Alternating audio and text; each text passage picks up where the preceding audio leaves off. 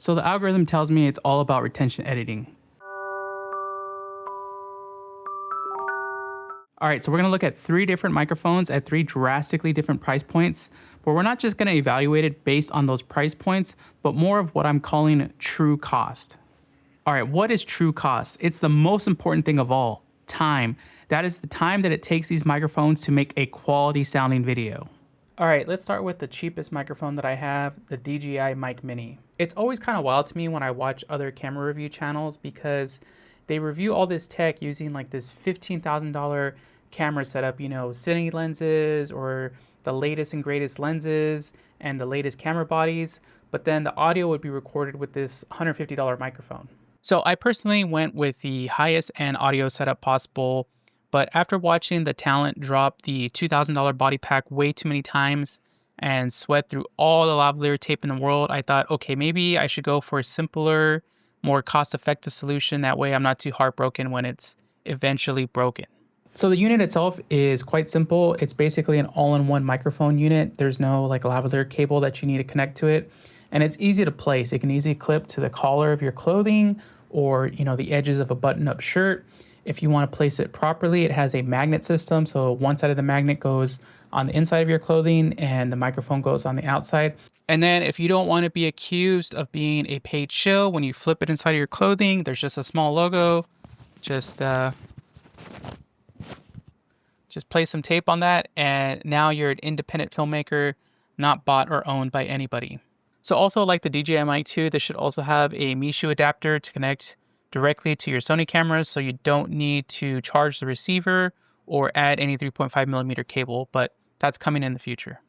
So what is the true cost of this? Well, actually, there aren't really many because it's super quick and easy to set up this device, and it's really streamlined in that you don't have too many controls so that you don't really screw too much up. So what are the biggest drawbacks to this device? I would say that there's two. One is DJI itself, and two is the app experience with this device. Okay, so when it comes to DJI is its own worst enemy by the nature of it being a technology company. So it's constantly revising its technology and releasing new products, and these products quickly make their older products obsolete.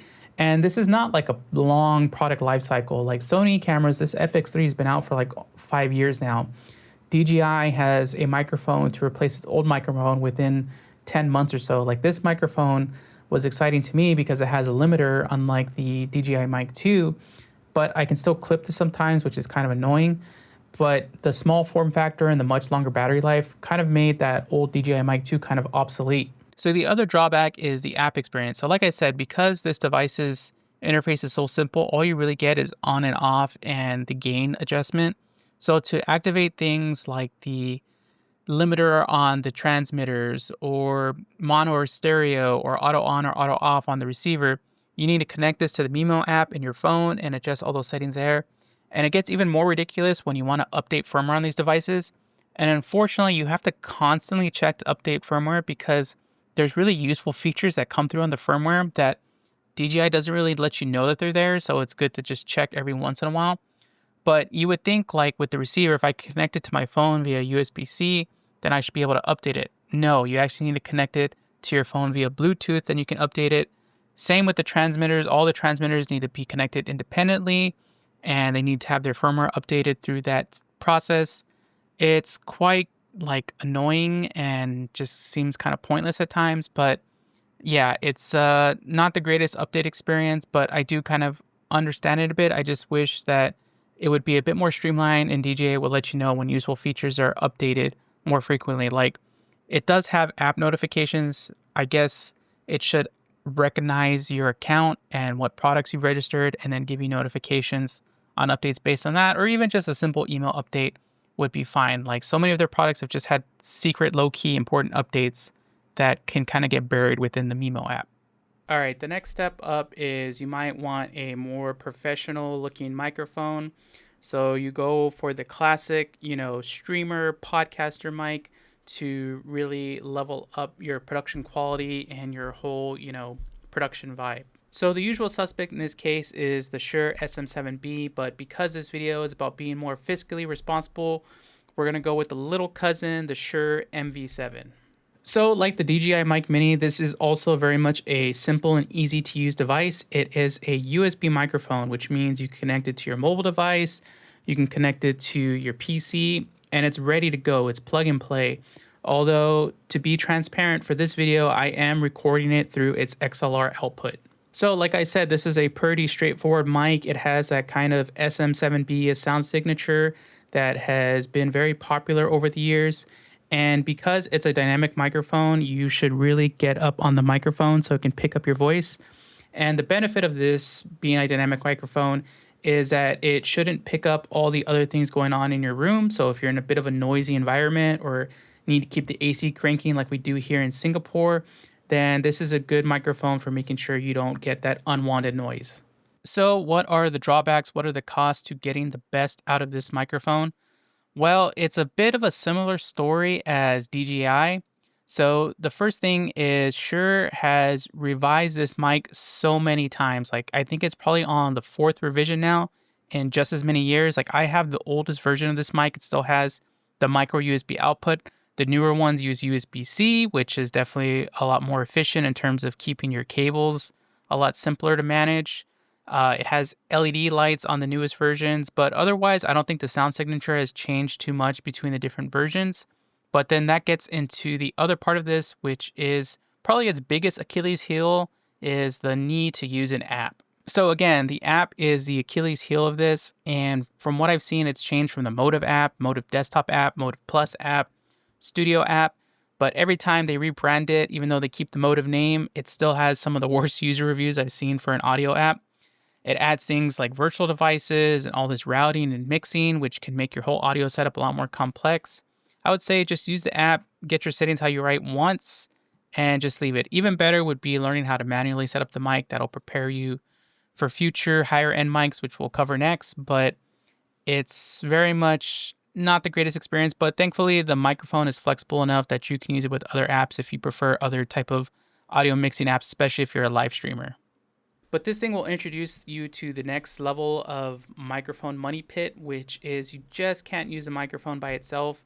It needs accessories. Like right now, I'm using a mic arm. You'll need at least a mic stand unless you want to just hold it the whole time.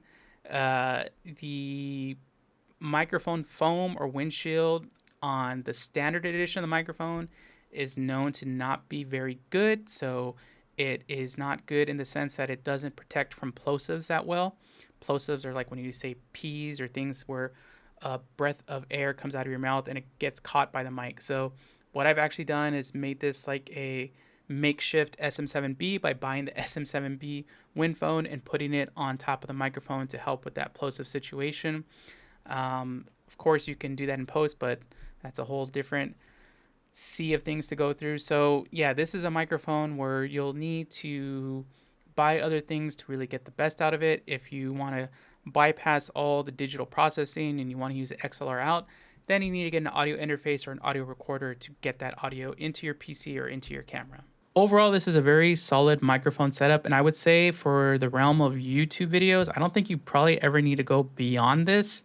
Now, if your video production is going beyond YouTube and into maybe documentary filming or other type of things and you need to hide the microphone, you can probably go beyond that. It depends on what you need or if you start to have clients, but this is pretty much as good as it gets. But what is the top of the mountain?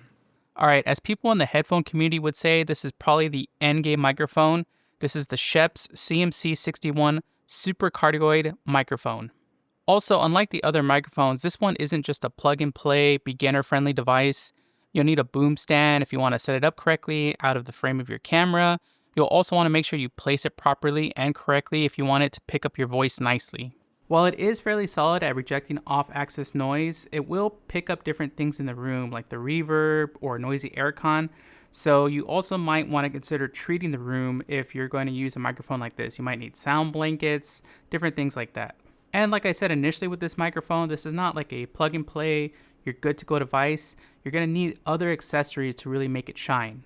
You'll need to complement it with a good audio recorder that has good preamps and phantom power for the mic to even work at all. I mean, if your camera has XLR inputs and phantom power like an FX3 or a Canon C80, that's fine. But you've already spent $1,700 on a microphone What's a few $100s more?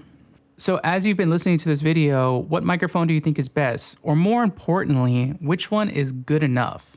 To take it even deeper, for each microphone segment, I swap between the audio using no processing, maybe just some normalization, AI processing, and my own kind of haphazard way of moving EQ sliders in ways that I vaguely understand. But possibly the most important thing to take away is, does this require this much time investment? I mean, at the end of the day, the more deeper you get into audio, the more it gets in way of probably the most important thing, especially when you're starting out on YouTube, which is just making the video.